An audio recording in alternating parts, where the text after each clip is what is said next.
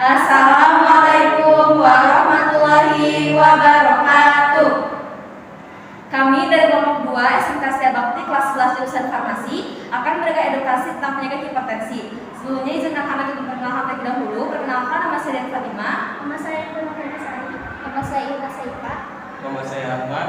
Nama saya Jomna. Melalui video ini kami bermaksud untuk memberikan edukasi tentang penyakit hipertensi. Sebagai pengenalan juga kami akan menjelaskan dari mulai pengertian hingga macam-macam obat.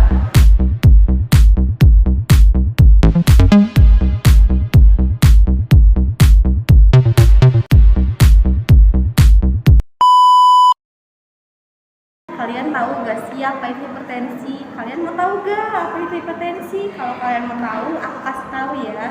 Jadi, menurut para medis, penyakit hipertensi itu penyakit tekanan darah yang tinggi.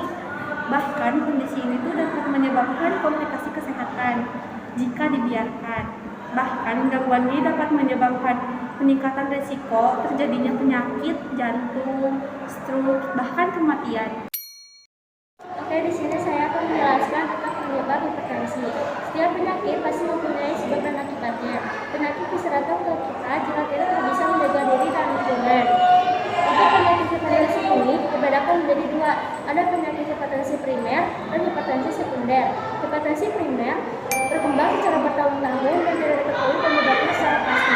Hipertensi primer biasanya hipertensi yang paling sering terjadi. Berbeda dengan hipertensi primer, hipertensi sekunder disebabkan oleh sejumlah kondisi, yaitu penyakit ginjal, penyakit kelenjar tiroid, tumor kelenjar adrenal, kelainan bawaan pada pembuluh darah, penyalahgunaan narkoba, kecanduan alkohol, dan konsumsi obat-obatan tertentu seperti obat inflamasi steroid, pil KB, dan batuk pil. Kalau teman-teman sebelumnya udah ada yang tahu apa itu dari gejala hipertensi, pasti belum tahu kan? Oke, izinkan aku untuk menjelaskan ya teman-teman. Nah, jadi gejala hipertensi ini terbagi menjadi dua ya, ada yang ringan sama yang berat. Saya akan menjelaskan dulu yang ringan terlebih dahulu ya. Jadi seseorang yang mengidap gejala yang ringan itu ada 5 poin. Yang pertama itu ada mimisan, ada salah penglihatan, terus ada telinga berdengung, ada nyeri dada, dan juga aritmia. Nah, terus kalau misalkan yang gejala yang beratnya itu, yang pertama itu ada kelelahan, terus ada mual muntah, ada kebingungan, sama merasa cemas, sama nyeri dada juga. Nah, kalau misalkan teman-teman udah ada rasa nih di diri kalian itu gejalanya seperti ini, saya sarankan untuk langsung pergi ke dokter ya, dan bisa ditindak lanjut oleh dokter. Terima kasih. Dan dari penyakit hipertensi ini kita semua dapat mencegahnya dengan beberapa hal. Yang pertama yaitu dengan mengurangi konsumsi garam, jangan berlebihan, dan yang kedua melakukan aktivitas fisik secara teratur seperti berjalan kaki, berolahraga, dan melakukan aktivitas mandiri di rumah. Dan yang ketiga tidak merokok dan menghindari asap rokok karena itu sangat berbahaya ya. Dan yang keempat, diet dengan gizi seimbang. Yang kelima, mempertahankan berat badan yang ideal. Nah teman-teman, jadi yang tadi adalah cara pencegahan dari penyakit hipertensi ya. Oke, saya akan menjelaskan tentang obat-obat hipertensi.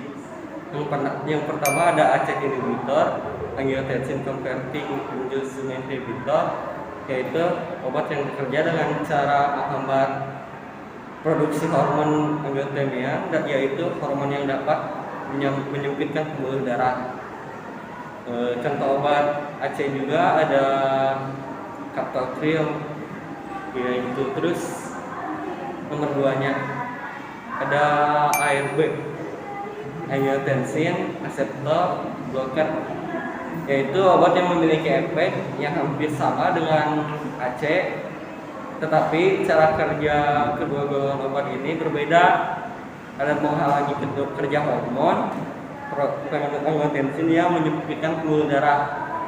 Contoh obat dari ARB yaitu Kandasari, Irbesatan, udah. Yang ketiga penghambat beta blocker, yaitu obat golongan penghambat beta bekerja dengan cara menghambat efek hormon epinefrin atau adrenalin. Contoh obat penghambat beta yaitu ada atenol, bioprolol, dan metoprolol. ya. Selanjutnya ada penghambat alfa, yaitu alpha blocker.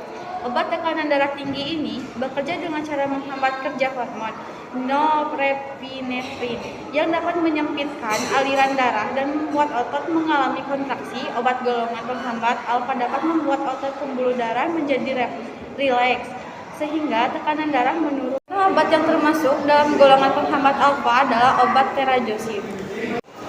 Selanjutnya ada penghambat reseptor beta adrenergik. Golongan obat jenis ini bekerja dengan cara menghambat reseptor beta adrenergik sehingga pelepasan renin dapat dihambat. Contoh obat dari golongan penghambat reseptor beta adrenergik antara lain lansoprazol, metoprolol atau atenolol atau tenormin. Selanjutnya ada obat penghambat renin. Obat hipertensi penghambat renin bekerja dengan cara memecah angiotensinogen menjadi angiotensin. Nah, golongan ini termasuk ke dalam obat hipertensi jenis baru. Contoh dari obat ini adalah aliskiren. Dan selanjutnya ada diuretik. Obat hipertensi golongan diuretik merupakan golongan obat pertama yang banyak digunakan untuk menangani penyakit hipertensi. Mekanisme diuretik untuk mengatasi hipertensi yaitu dengan menekan reabsorpsi natrium pada tubulus ginjal sehingga ekskresi natrium dan air dapat ditingkatkan. Dan dari contoh obat hipertensi dari golongan diuretik adalah triametrin.